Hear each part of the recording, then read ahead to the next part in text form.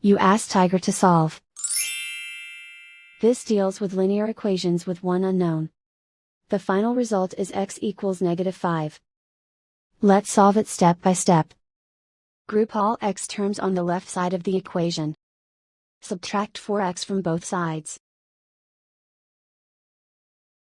Group like terms. Simplify the arithmetic. Group like terms. Simplify the arithmetic. Group all constants on the right side of the equation. Add 3 to both sides.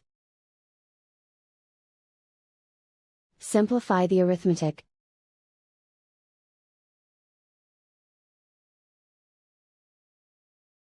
And so the final result is x equals -5.